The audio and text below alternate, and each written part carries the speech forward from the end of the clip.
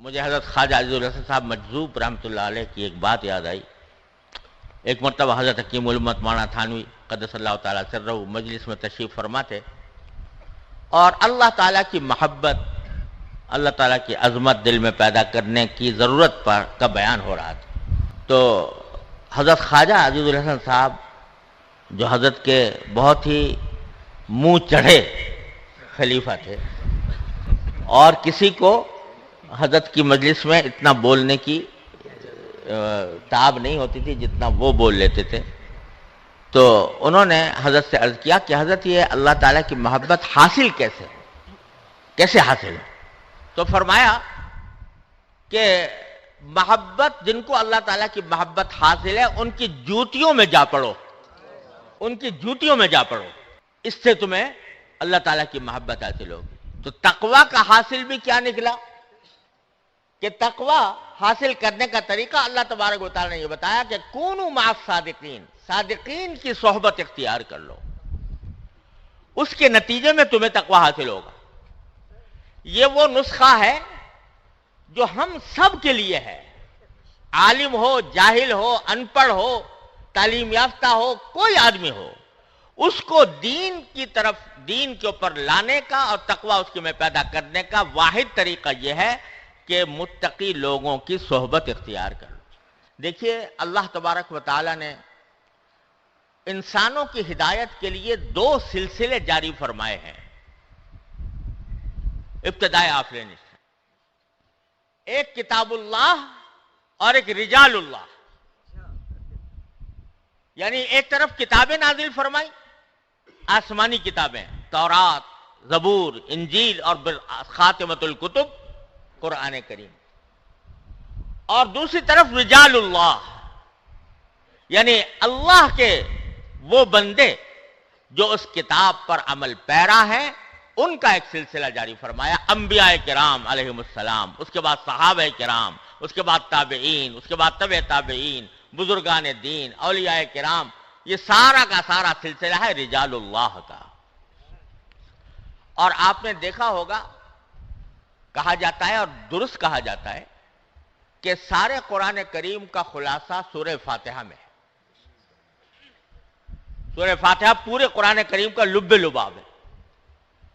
کیوں ہے؟ اس کی وجہ عام طور سے یہ بیان کی جاتی ہے کہ اس میں دعا ہے اہدنا الصراط المستقیم، کہ اللہ ہمیں صراط مستقیم کی ہدایت عطا فرما.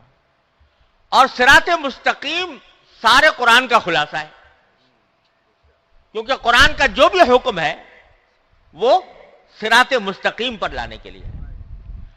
تو اللہ تعالیٰ نے یہ دعا سکھائی ہمیں اور آپ کو کہ اہدنا الصراط المستقیم، اے اللہ ہمیں صراط مستقیم کی ہدایت عطا فرما. اب وہ صراط مستقیم کیا ہے، اس کو اللہ تعالیٰ نے جو آگے بیان فرمایا وہ کس طرح، صراط الذین انعمت علیہم،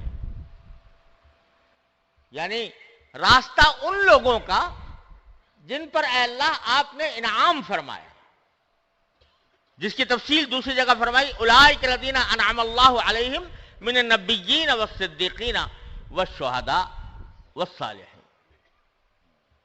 تو جب صراط مستقیم کی تعریف کرنے پر آئے اللہ تبارک و تعالی تو یہ نہیں فرمایا صراط القرآن، یہ نہیں فرمایا صراط الکتاب، بلکہ فرمایا صراط الذین انعمت علیہم. بتلا دیا کہ کتاب تو ہم تمہیں دے رہے ہیں، ہدایت والی کتاب آگے آ رہی ہے، لیکن اس کتاب پر عمل اس وقت تک نہیں ہوگا جب تک کہ الذین انعمت علیہم کے ساتھ اپنے آپ کو وابستہ نہیں کرو گے. جب تک ان کے ساتھ اپنے آپ کو وابستہ نہیں کرو گے، ان سے دین کو نہیں سیکھو گے، ان کی طرز عمل کو نہیں دیکھو گے، ان کی صحبت میں نہیں رہو گے، اس وقت تک اس کتاب پر ٹھیک ٹھیک عمل کرنے کا سلیقہ تمہیں نہیں آئے گا. اور مثبت طریقے سے بھی نام لیا تو رجال کا نام لیا، صراط الذین انعمت علیہم. منفی طریقے سے نام لیا تو بھی رجال کا لیا، غیر المغضوب علیہم ولا الضالین، یعنی ان کا راستہ نہیں جن پر اللہ آپ کا غضب ہوا، ان کا راستہ نہیں جو گمراہ ہوئے، بلکہ راستہ ان کا جن پر اے اللہ آپ نے انعام فرمایا. تو دونوں باتیں بتا دیں کہ ایک تو اس قرآن پر صحیح عمل اس وقت ہوگا جب تم قرآن پر عمل کرنے والوں کے ساتھی بن جاؤ گے اور ایسے لوگوں کی صحبت سے پرہیز کرو گے جن پر یا تو اللہ کا غضب ہے یا جو گمراہی کے راستے میں بھٹکے ہوئے ہیں.